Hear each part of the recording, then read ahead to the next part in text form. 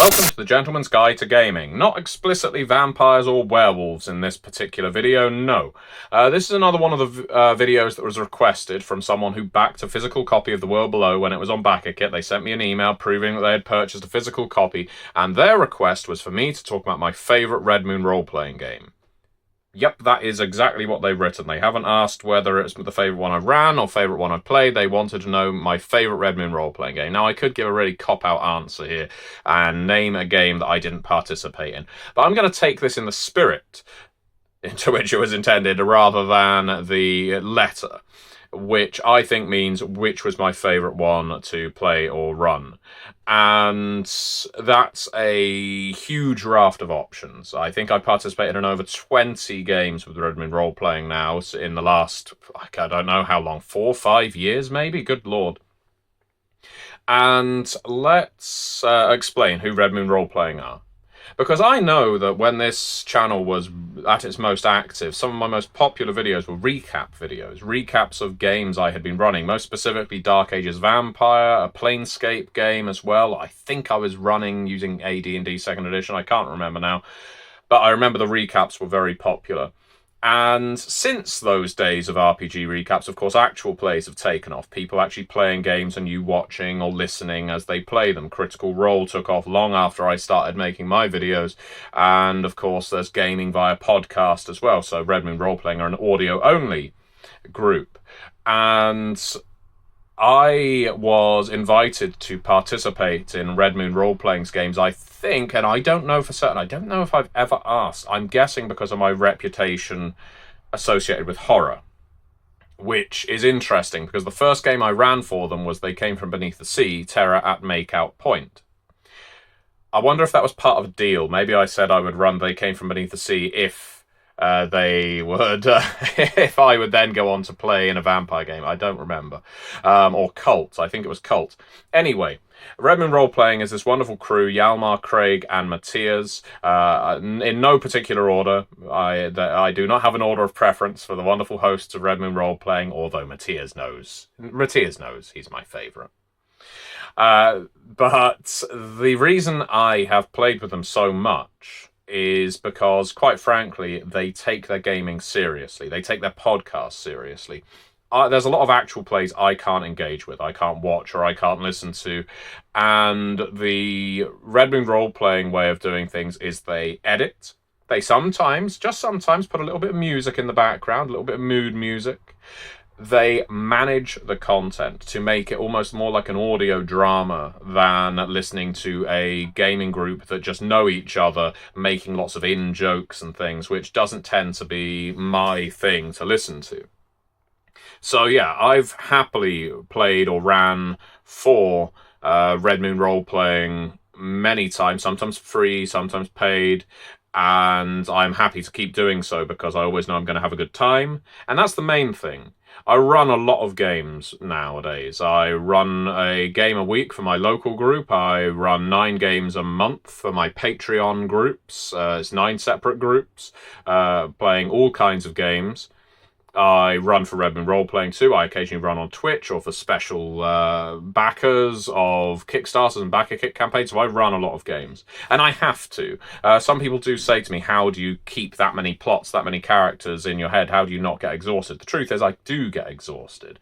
But I need to run these games to keep my imagination going. And I need my imagination, my creativity to write and develop games. So it kind of feeds as fuel to almost supplement my other job. I run games for ideas that I then put into text, and then when I write games, I then run them for people like Red Moon Role-Playing. So, anyway, I can't do a ranking because some of these games I ran so long ago I couldn't review them objectively, but I'll give you the highlights. And maybe if you are a listener of Red Moon Role-Playing, or if you're about to be, you can come here and comment with the games you want to see rated most highly, reappraised by others among you, or what have you.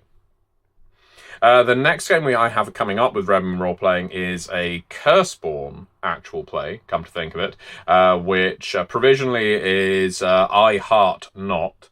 That is the name of the campaign. Points for anyone who knows where that name comes from. And so, yeah, I'm very much looking forward to running Curseborn for Red Moon Roleplaying. That should coincide with the Kickstarter campaign when it launches in October, which, as ever, is launched below. But I can't comment very well on that one because it hasn't been published yet. So, let's start from the start. They came from beneath the sea, terror at Makeout Point. And I think there's a lot of people who sleep on the They Came From games because they think they're overtly comedy, and they can be. They're sometimes written as such, but I think part of the deal of running a game for Red Moon Roleplaying way back when was we needed to make it horrific, because a lot of Red Moon Roleplaying's audience enjoy horror games. So what we did was we set it in a grisly little town on the narrow coastline of Alabama, Denton, if I recall.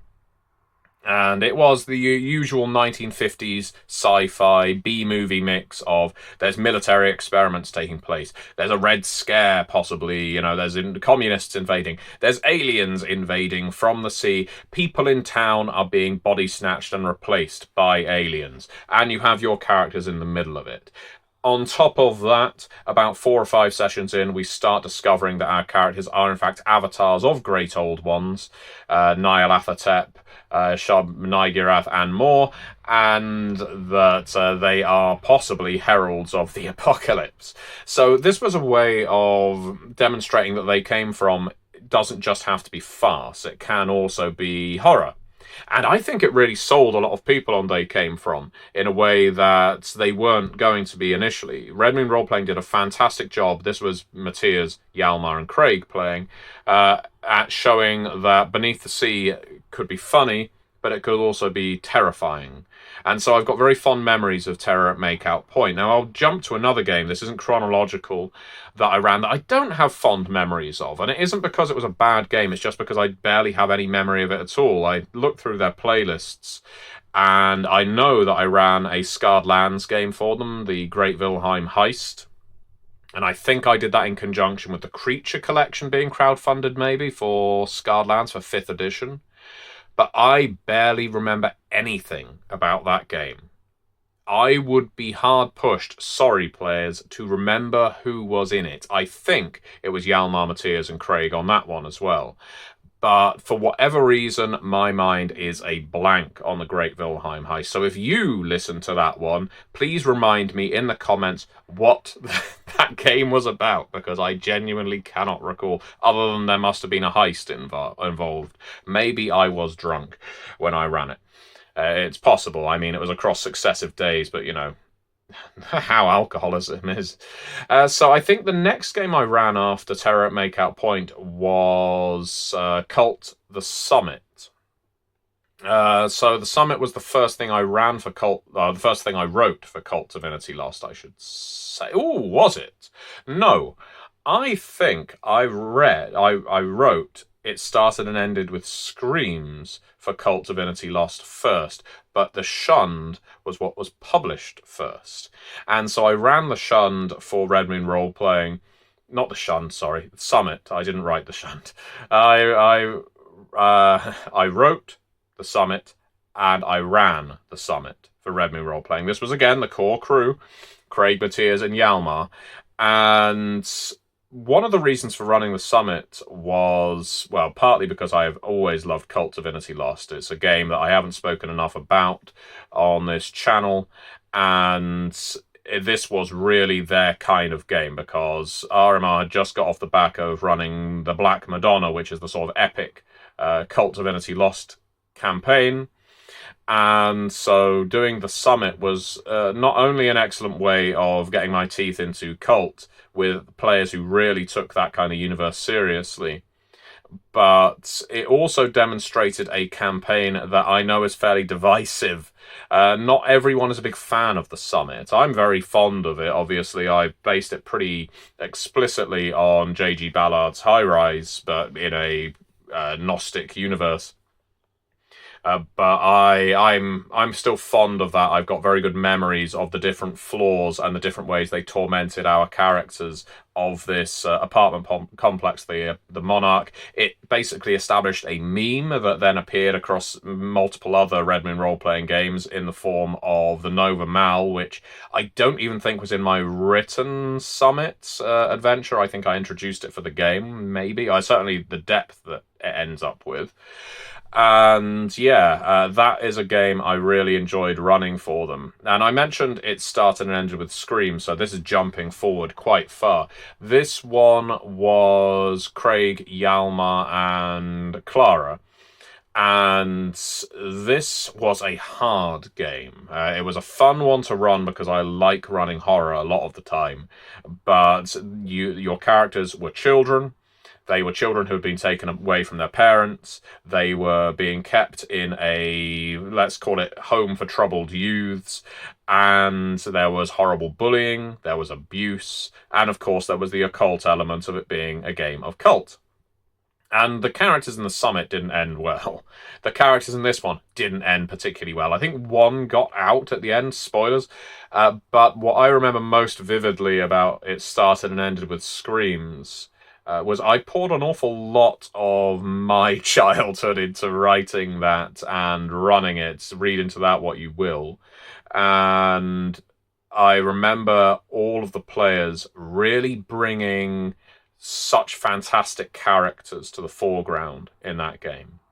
And to use an example, I remember Craig's was so incredibly cowardly and self-serving, but it was so perfect because he was a child. You know, he was playing a youth. Why wouldn't he be afraid of all these things that are going on? By the end of it, he was locking himself in the walk-in freezer in this youth centre while the rest of the place was collapsing and everyone else was dying around him. And meanwhile, you had Clara, who was playing possibly the most sympathetic character I think she has ever played in a game. And yeah, I just really loved running that. Let's jump to another game that I ran for them, which would be... Here's another one I don't really remember all that well, and I guess if I don't remember it all that well, it can't be a highlight. Mummy the Curse, Eternal Reward. You know, I'm going to make a separate video about Mummy because I really like the game. I'm really happy with having developed the second edition of it. The Eternal Reward, I really like the concept of it. I remember I set it so that the game started in the French Revolutionary War, or the Reign of Terror, and then jumped ahead to Paris in the Second World War under Nazi occupation. And I really like the idea. I think it was... I still am fond of the Chronicle ideas, but it didn't explore enough of Mummy for me to demonstrate what I wanted from the game. So I think maybe our attitudes going into it were a little wrong on that one. So I probably wouldn't put it in my top 3. I still was really fond of the player group. I still think the characters that were created, because it wasn't just mummies. We had cultists. I think we may have had a Sadiq or a mortal in this one, or sorcerer. So it was a lovely range of Mummy the Curse 2nd Edition character options, but yeah, it wasn't a game I can think back on and think that was a classic. On the other hand, I think my Vampire the Masquerade Chronicle, The Family, which was Cults of the Blood Gods, inspired the players of which were Craig, Clara, Bianca, and Jason Carl. And I think what really surprised the listeners of that Cults of the Blood Gods actual play was how readily I was prepared to murder protagonists. Now, for a look behind the scenes there, that was because in Jason's case, we didn't have him around for the full recording duration. We recorded multiple sessions. Jason could do the first few, so it made sense to kill his character off, and that led to a fantastic shocker about halfway through the campaign. What happens with the rest of the characters by the end of it is equally bleak, though that was more down to narrative design than scheduling. I think the reason it surprised so many people was because a lot of individuals were getting into Vampire 5th edition via LA by Night at that time. And so it was all very jokey and jovial, jocular, let's say that. Everyone was quite light-hearted, Ren Fair-like, I suppose, which is a perfectly fine way to play Vampire if you're just, playing with friends and doing it for entertainment. But what I was really keen on was exploring the horror end of Vampire the Masquerade, and I think the family does that very well. I wasn't as keen on the Return to Atlantic City Chronicle, which was its sequel. We only recorded, I think, a one-shot, which divided into 3 episodes. I want to say 3 episodes. And for that, it was Clara, Craig, B. Dave, Walters of LA by Night, and Outstar, the Paradox community manager, Martina, who they all played well. But I don't regret returning to Atlantic City, the setting of the family. But I think it was a chronicle that needed more sessions to breathe, which is ironic because vampires don't need to breathe. Moving on, we have Solemn Vale. We ran 2 Solemn Vale campaigns for Red Moon Roleplaying. There was Family Matters, which introduced our characters. Mark and Tracy were playing the characters in Solemn Vale, to the wonderful town of Solemn Vale somewhere in the Devonshire countryside, having just inherited a house that they didn't know about, and of course, all manner of hijinks ensue. This was a very fun game for introducing people to Solemn Vale and its creepy folk horror Wicker Man-esque feel. However, I feel like the follow-up Solemn Vale campaign, the Atlas Mines, does it a lot better. I was really fond of the Atlas Mines. I think that's one of the strongest campaigns I feel I've ran for Red Moon Roleplaying, which is interesting because it was a real short one in comparison to some of them. But I feel the punchiness we got out of it, the creeping suspense, the terror in the Atlas Mines, which has a certain influence from movies like The Descent, was ideal, exactly what I was looking for. We also had another Scarred Lands game in the form of Dead Man's Rust. So I played through part of the Dead Man's Rust campaign when we were doing crowdfunding for that epic campaign for D&D 5th edition, Dead Man's Rust, for the Scarred Lands campaign setting. I really enjoyed that. Now, in comparison to the ill-remembered or lesser-remembered Wilhelm heist, I think Dead Man's Rust really allowed me to explore a lot of what makes Scarred Lands so much fun for me. The parts of it I just really enjoy, the way that fallen gods and titans basically make up the scenery, and your characters are wading around in the aftermath of a divine war. The Dead Man's Rust campaign is just a superbly written campaign, and this was just one small section of it.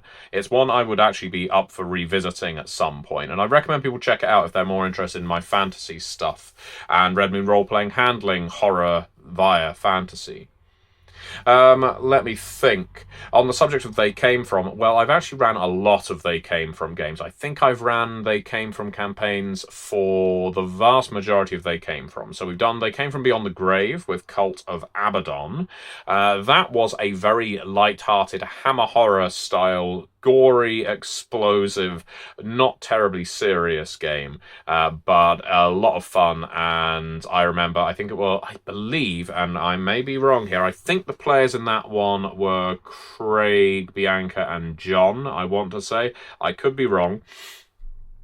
But that was a fun one that involved a 19th century sort of gentleman's club with the Hellfire Club thing going on, with all kinds of weirdness, devil worship going on beneath the floorboards, and a fun scene with a budgie in a cage. And there are other They Came From games, of course. We did, let me think... So there was They Came From Bridgeton Rectory, which was from the RPG anthology. Chekhov's Two Sisters and One Son. One brother. Two sisters and one brother, which was a period drama set on the cusp of the Russian Revolutionary War. Me and Revolutionary Wars. That was probably pound for pound the most number of laughs that I have had in a They Came From game, a recorded came from game, and the players in that were Eddie Webb, MK Anderson, and I think Craig was in that as well. Sometimes it is very easy to forget. Kim Godwin was in that. So there wasn't Craig in that. It was Eddie, MK, and Kim. And yeah, that was ridiculous fun. Just if you want an actual play that you can listen to and laugh along at, the players just did such a wonderful job. And likewise, the pairing for that, they came from the Mean Streets. I think was called, it was Murder Served Hot, that one. Another one which was absolutely loaded with jokes, with puns, with plays on words. And that one had Chris Jones in it as well. And Chris is always a wonderful player when it comes to being able to make a fool of himself for the audience. So I do recommend all of the They Came Froms. I also ran They Came From Classified in the form of the Electric Touch, very much based on the Avengers episode, The Positive Negative Man. There you go. There's a deep cut for any of you John Steed and Emma Peel fans. And the Chronicles of the Abyss for They Came From the Cyclops' Cave. Those two are definitely a pairing, and in fact, you can listen to them back to back and pick up mirrored plot beats in each, because the idea behind it was basically it's the same script adapted for espionage movies and fantasy movies, and it is amazing how well the two go together. I recommend listening to that if you want to listen to some audio funny stuff. I mean, they're funny games at the best of times, but I thought, the players just did so well with them. We've had other cult games as well. I mentioned the Shunned in Error earlier, but that was one I ran, which was it's a school shooting themed cult game, so it's not for, I guess you could say, sensitive ears. But that was another really hellishly bleak cult game, but perhaps not as bleak as Tapestry of Suburbia, which is maybe my favourite cult game to have run. I think it was Tapestry of Suburbia that introduced me to Bridget Jeffries, who has played with me in several games since. Bridget is just a fantastic player, absolutely wonderful at getting across panic, excitement, alarm. I've played with a lot of brilliant role players, people who aren't afraid to pretend to cry, or people who aren't afraid to put on a voice occasionally when necessary, people who aren't afraid to emote, basically. And, a lot of them have been through Red Moon Roleplaying. The 3 Red Moon role players are superb in their own right. I would also put players like, I mentioned Chris Jones, I mentioned Clara, and they are all superb. And it's wrong to have a tier list of players, I know. But I don't think I have ever played with someone who is just so perfect at channeling the subject matter as Bridget is in Tapestry of Suburbia. And yeah, the other players were fantastic as well, don't get me wrong. Our Red Moon role-playing team, they always deliver the goods, but Bridget made that game, in my view, what it was, and kept me hooked as the GM, which is, that's great, That's what you want. You want, as a GM, to be entertained by the players just as much as the other way round. I've ran a lot of cult. I've also ran one Call of Cthulhu campaign for Red Moon Role-Playing in the form of Shadows of Yog-Sothoth. Now, Shadows of Yog-Sothoth you may have heard of. It is the first ever published Call of Cthulhu campaign, written by Sandy Peterson himself, and you may not be able to find it on the Red Moon Role-Playing channel. The reason is because it is only available to the Patreons of Red Moon Role-Playing. You don't have to pledge much, but you can listen to me running Shadows of Yog-Sothoth for Matthias Hjalmar and Craig. Right now it has a very exclusive audience, but I would really put it up there as one of my favourite games to have run for the RMR team, because, again, speaking highly of Bridget, these 3 really deliver with their 1920s Boston horror. Of course, we travelled from Boston to Scotland, and then from Scotland to, I want to say, well, I think we're in LA by the point that we have had a hiatus in recording. We do intend to pick up again at some point. But yeah, Shadows of Yog Sothoth has been an absolute dream to run, because it was the first game of Call of Cthulhu I ever played. So getting to run it has just been a joy. I also ran The World Below, and this was for, I think it was Matthias, Craig, and V from Queen's Court Gaming. And this was another thrill, because The World Below is a game I have, obviously there are lots of co-authors on it. They've been incredibly talented, wonderful stars like Michele Masala, Ed Greenwood, and Kim Godwin, already mentioned, and more, and more. I won't list the entire credits. You can find them online.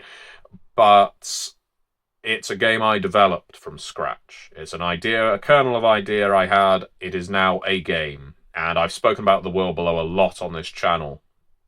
And I ran it on Red Moon Roleplaying, which is fast becoming my favourite venue to run games. And these three players just did such a fine job of engaging with the setting. By playing The World Below, they allowed it to come to life in my mind. I mean, I'd ran it plenty of times for playtest groups. Some had fun with it, some found problems with it. That's what happens with playtest groups. That's why I run lots of playtests. I want to know what works and what doesn't. These three made the setting come to life. And so if you've ever been curious about The World Below and their adventures, really digging deep, delving deep into the world below, finding themselves in a terrible situation. Why is this always the case in my Red Moon role-playing games? They found themselves in a terrible situation at the very end of the campaign, but possibly, they might survive, whereas most of the cult groups in games like The Shunned and The Summit and It Started and Ended with Screams won't. Tapestry of Suburbia was slightly more upbeat, at least for one character, maybe.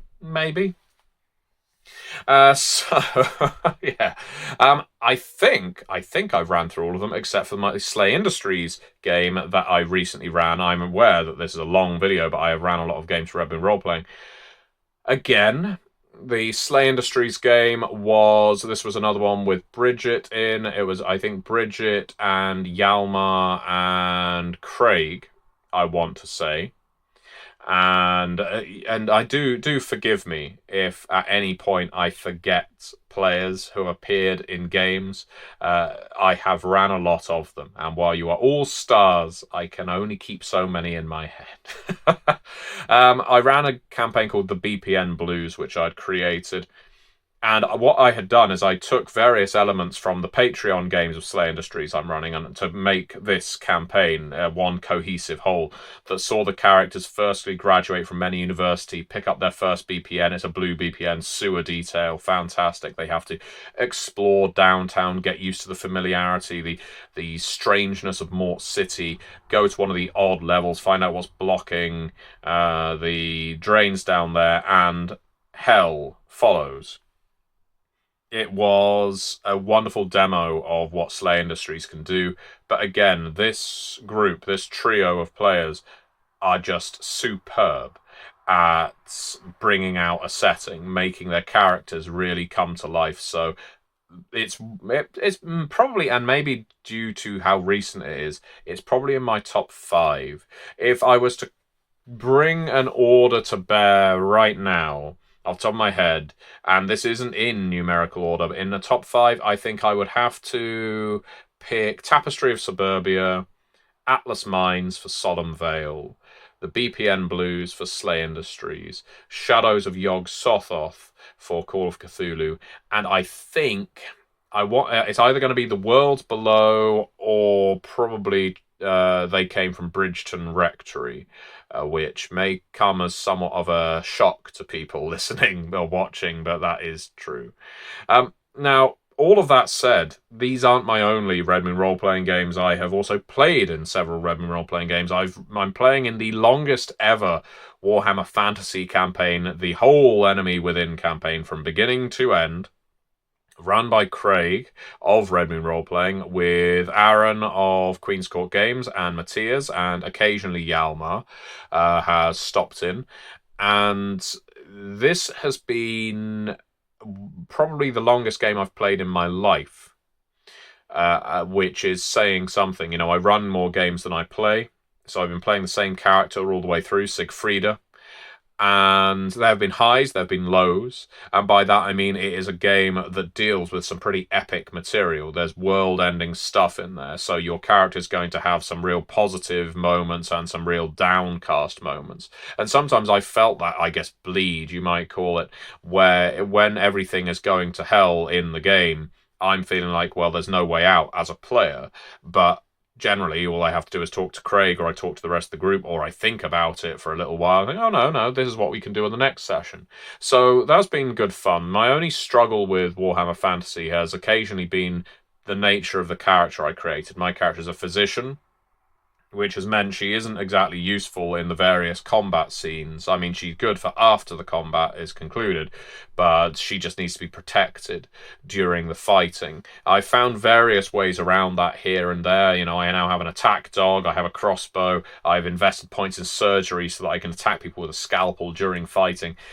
But there are parts of the game where I can shine and parts where I have to take a back seat. And sometimes that's difficult for me because I'm a perpetual GM. In a way, I'm used to having the spotlight constantly able to flip back onto me. I also played in The Sacrifice for Vampire the Masquerade, which was the Chicago by Night Chronicle. It was in the back of Chicago by Night, written and run by Clara. Clara wrote The Sacrifice Chronicle for Chicago by Night. I obviously did some co-authoring because I was the developer, but ultimately it's her work. And yeah, that was a great game to play in. I don't often play Vampire the Masquerade, quite frankly, and honestly, I don't have much of an interest in playing Vampire the Masquerade, so the invitation to do this allowed me to play the kind of character I don't usually get to play. I played Dolph, a ministry, that is follower of Set, male model kind of character, as I recall, who was horrible, just horribly abusive, and by the end of the game had committed diablerie, which was always good fun. And another one I played in was Mystery of the Unicorn Chamber, run by Ed Greenwood. This was Ed's staple Forgotten Realms adventure. A good old-fashioned dungeon crawl. And again, this was one where I just had a laugh. I was playing a big, bombastic, Brian Blessed style warrior cleric of Tempus, and that was exactly what I want to do. Just going around talking like this constantly, and rather than waiting for rogues to check for traps, I was just smashing through walls because I was aware that I had the most hit points and could take a few traps exploding in my face. And Ed is just obviously, I don't think many people need to describe that Ed knows the Forgotten Realms very well and therefore is a very good storyteller when it comes to the Forgotten Realms. We played fast and loose with the rules, which is ideal. And yeah, just a lot of fun. I recommend that one. I don't think a lot of people have listened to that, really, in comparison to a lot of these others, because it's straight fantasy. And again, Red Moon Roleplaying are largely known for horror.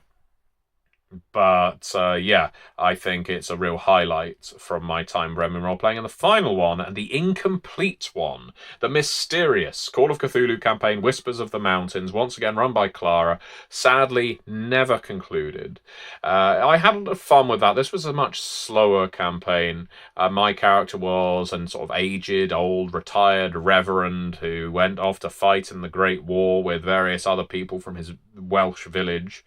And it turned out various children had been abducted and taken into the mountains, and we only found this out quite late into the game, and of course then we ended up venturing into the mountains, and then the game finished. It just ended prematurely. The GM disappeared, and we never got back together again. And considering the run of games here, that is quite remarkable. There's only one game where that happened. So, wow, that is a lot. That is a lot. If you have ever enjoyed listening to my recaps, if you've enjoyed ever watching games I've ran, I really recommend checking Red Moon Roleplaying out. And if you want to hear something not many people have, check out their Patreon and listen to Shadows of Yog-Sothoth, because that is a select crowd, rarefied air, listening to Shadows of Yog-Sothoth.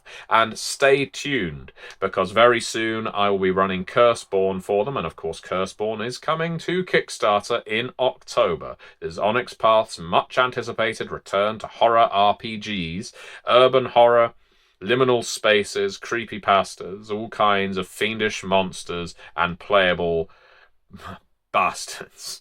And we will see some of those bastards on display in I Heart Not, which is our Curseborn campaign to come, to coincide with the Kickstarter campaign. So do give them a subscribe, do support them on Patreon, and do let me know which of the Red Moon role-playing games I participated in was your favourite.